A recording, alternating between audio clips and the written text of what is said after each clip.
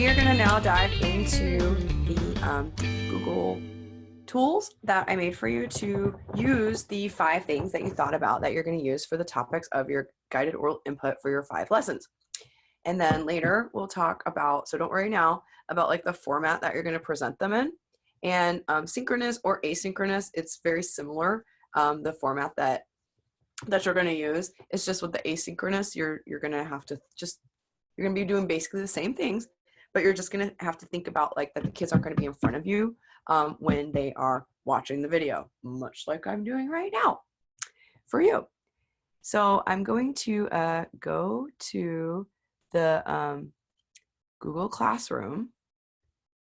And like I said, they're both the same. So if it says live, I just made them separate because I thought as I was working through this, like you guys, I kind of don't know, like, I mean, I know where we're going, but like, I don't know exactly how we're going to get there. So I was like, well, maybe I need to have 2 because maybe one, the asynchronous and the synchronous might need a little slightly different stuff.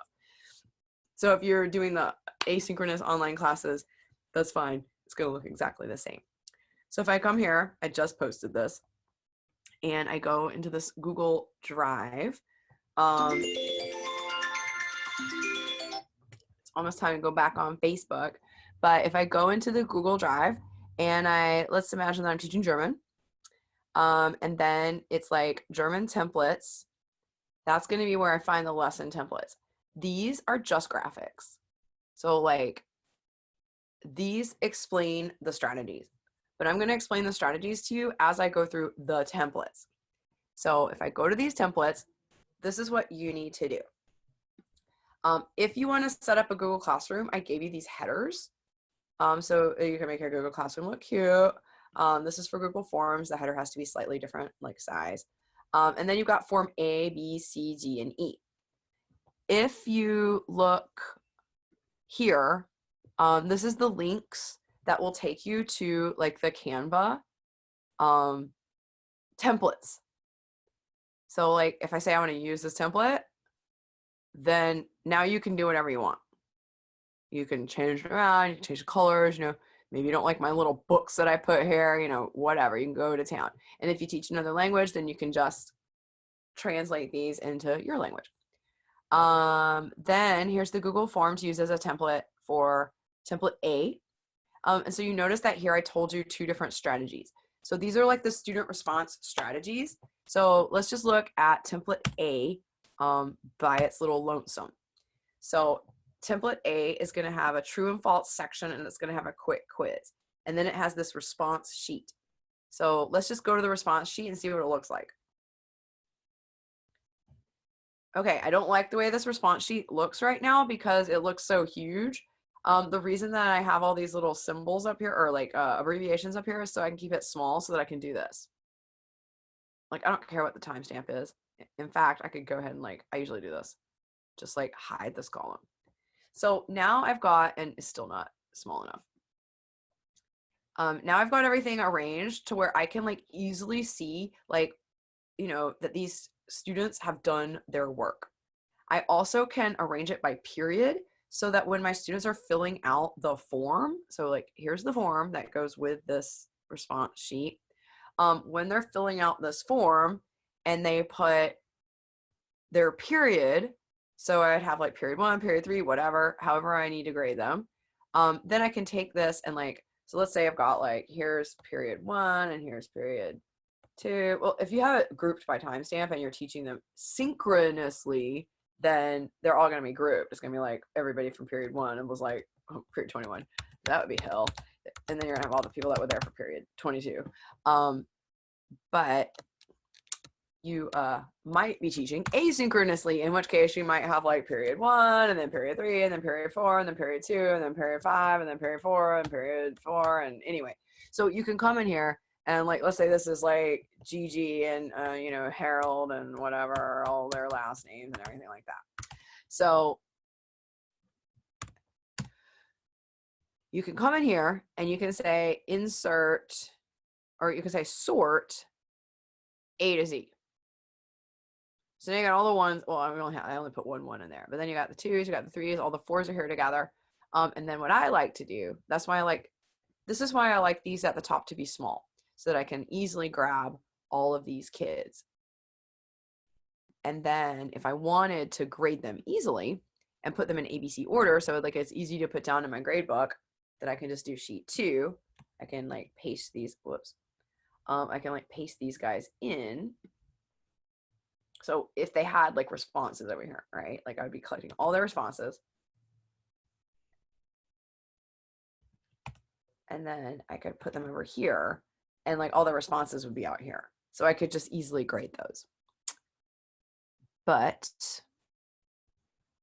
that, heads up, yes, I do. That's not actually how it's, you know, this is kind of fake, but you know, whatever. I'm telling you guys, I am tired. Like, I just got on this mission. I don't know why it's doing that. I'm just gonna like refresh. It won't let me. There we go. Just want to make sure that this is all cleared out. So if you go into here, the reason that the first thing that I wanted you to do is to come up with your guided oral input was because that is where you're going to, that's kind of where you start in planning a lesson. So basically what happens, I'm just going to back up a little bit. This was Caitlin's amazing idea. So here you're going to have your students, like you send them this form, you just copy the link or whatever, or like inside of your Google Classroom, you can actually like go to their classwork and say like, okay, your assignment today is, you know, let's say that you're going back on Monday and it's March 30th. And then you say like, welcome to class or whatever you want to say. And then you can just go into Google Drive and like find your survey. So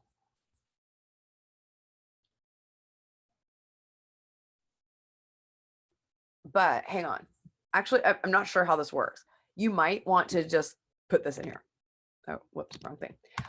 You might just want, you could play around with it, but I haven't ever made it play with Google Drive or with Google Classroom. But I mean, you could just give them the link in any way that you want. You just have it on a piece of paper, like have it on a piece of digital paper and like hand it out to them. Or you could give it to them in the chat function of Zoom. But anyhow you want to get them the link is fine. You don't have to use Google Classroom. If Google Classroom freaks you out, skip it. And like literally, I'm not above just putting a link in Google Classroom and not worrying too much about like, let's say I kind of lost my thing here. I got so many classrooms open. Yeah, like if that's what my kids are used to seeing, like that's fine. They can go and they can click on that and they can fill this out.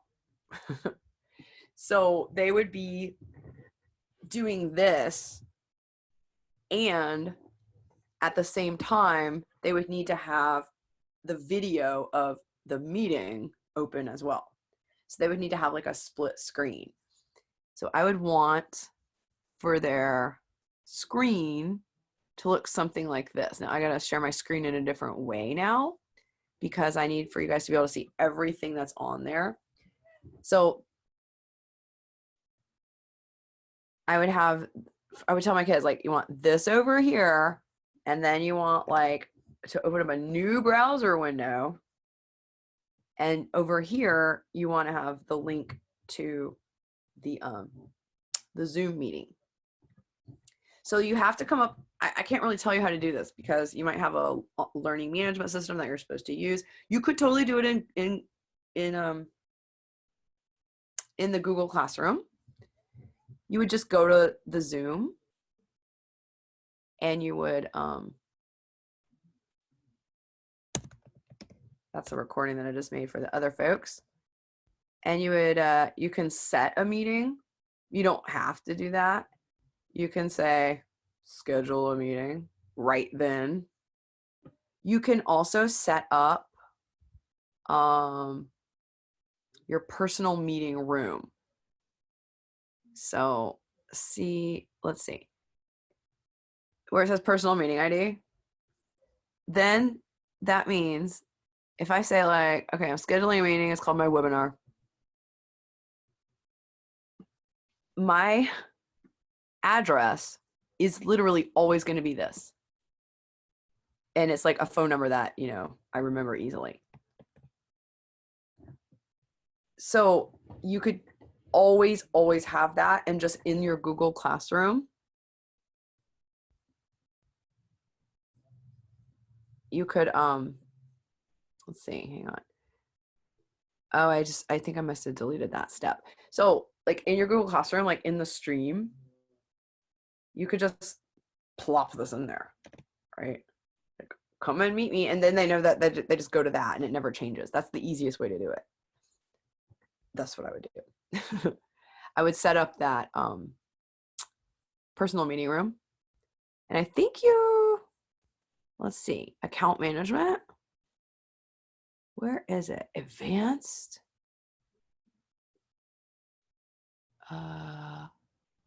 Maybe it's account settings. Meeting.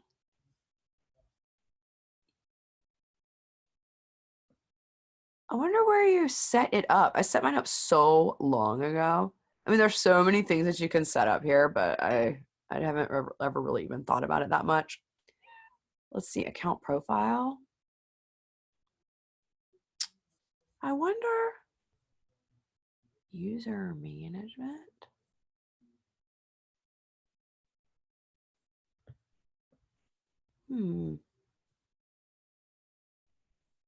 Profile? Oh, there we go, personal meeting ID.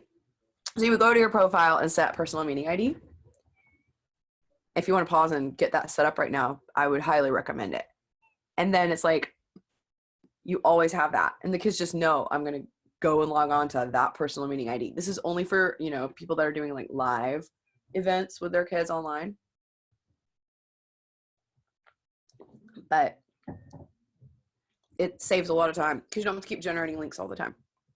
And then you can just send it out as a reminder to your kids in some way, or you can just put it into your Google Class, you know, live feed every time, you know, every day. So it's just like up at the top.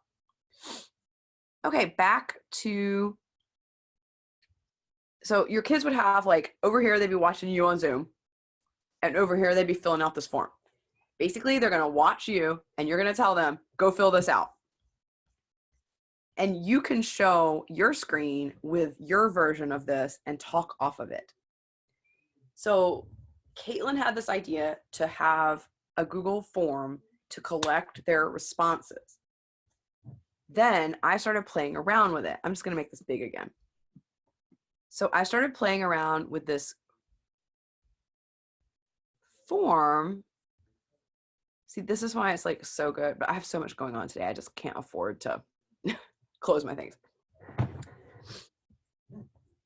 So if I was making this for my students, you need to make a copy first. Okay, see, it says make a copy before editing, because everybody has to share this. There's only one way to share with collaborators in Google Forms, and you have to give them permission to edit.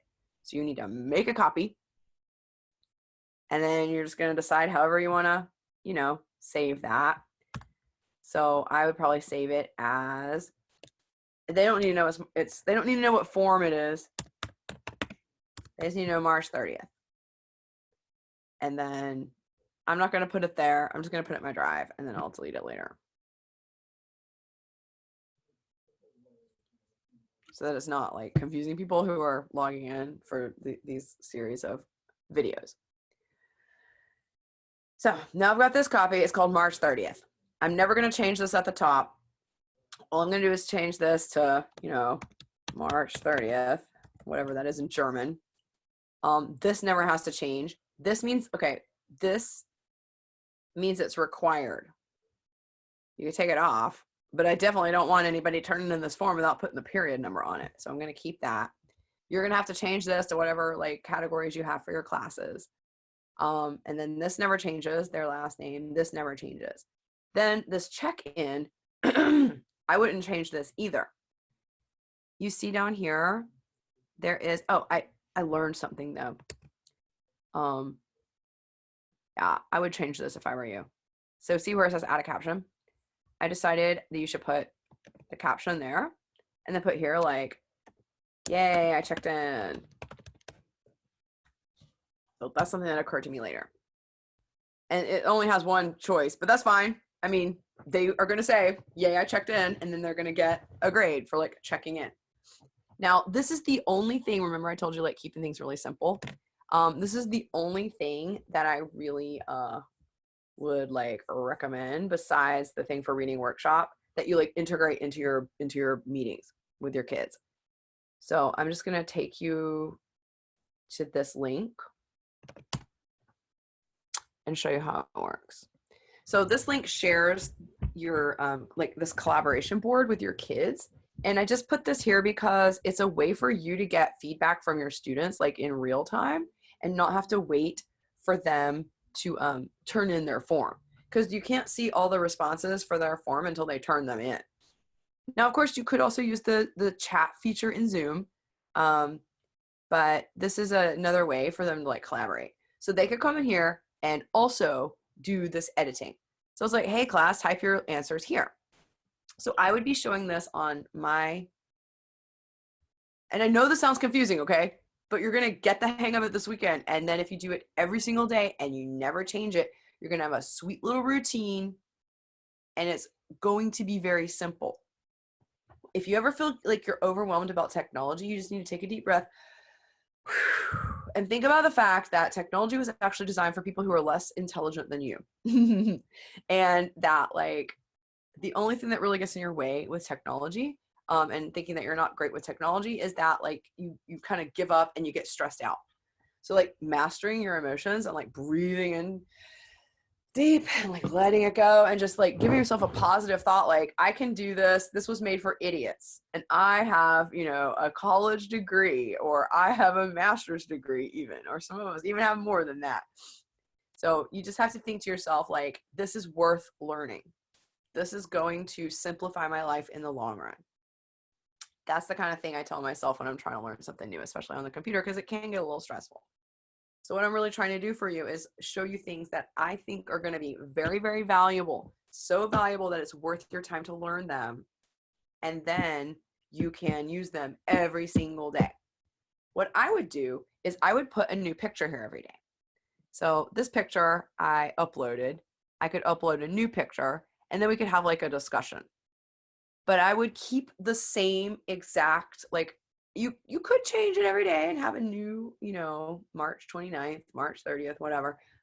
Or you could just like rename it and not go back to it ever again. It depends. It's simpler. Like if you're thinking about keeping things simple, it's simpler to like just have the same document. And then the next day you're just like, okay, I'm done with that. I'm going to upload another picture. Let's see what I could upload. There we go. I love you, teachers. So you could just upload that, and then the kids can come in and they have the same controls and the same interface, and then they can put a note or they could draw or whatever you ask for them to do. It takes a little while, but that picture will show up, I promise. There we go. And then it looks blurry right now, but it's going to get better. And then you can make it bigger. You can put it over here. You can put two pictures. You could give them an instruction. For me, I, at this point in time, would make the thing that I put there probably not, you know, quite this fancy, but something that is, and I'm just going to actually go back to the way it was. I'm just going Command Z, Command Z, Command Z, Command Z, so that I can, there we go. I would put something maybe like this, like something that's going to make them feel good, maybe even not in your language. In fact, I would highly recommend that it's not in your language. So let's see, I keep getting a little lost. Plus I've only got 4 minutes before I have to go on Facebook again. Oh wait, that's not the editable one. Okay, so here's the editable one, but that's the one to take a copy from. All right. So that's just a little check-in for them, and then they're like, yay, I checked in. I'm just gonna refresh this and I'll show you what it looks like now. Oh, this isn't the student responses. I guess I must have closed that.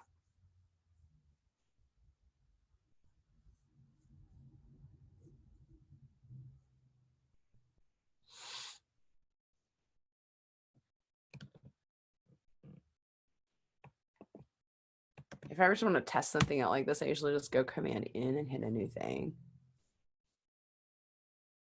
Yeah, so like it's easier for them because they can just click right on this. This is the student view. This is like the live form. And then they'll just be able to go over here and they'll be able to like interact with you on the whiteboard. It's about time for that Facebook Live. And then what they would do is just close that tab and then they're right back here. And then they're like, yeah, I checked in. So they get like a grade for that. And I wouldn't correlate. I wouldn't cross-check. I wouldn't make sure that they like contributed over there. I really wouldn't. It's just too much work for you. And who are they cheating? They're only cheating themselves. Then in this reading workshop link, I guess you're just going to have to go and like check that out yourself. It's the same idea. So you would want to have like probably at least two different boards. Like maybe one says check-in, and you change it every day. Or maybe it says March 28th check-in, and then you have one that says March 28th reading workshop. So the reason that I told you to get Canva is because you can go into Canva and make a reading that you can stick in there. You don't have to do that though. You can find anything that you want your kids to work on reading. Let's say you want to teach them about recycling. Infographie recyclage. All right, so here's a really great looking infographic about recycling. I personally, when I'm picking an infographic or something to use in my class, I hate to tell you guys this, but I don't even look at it. I just think we're going to explore this together. It's going to be a lot more fun for me that way, and I really don't care exactly what's on this infographic. Look, telecharge the infographic here. Cool, I can just get the telecharged gratuitement infographic, but like I'm not going to do that because this is I have to give them my email. I don't want to give them my email. So I'm just going to do this thing where I go Command Shift 5, and then I hope you guys can see this. Sometimes Zoom's a little weird, you can't see things, but I did Command Shift 5. That's on a Mac. I don't know how you do it on a PC. And I'm just taking a screenshot of this. And then I can go back here to my reading and I can get rid of that.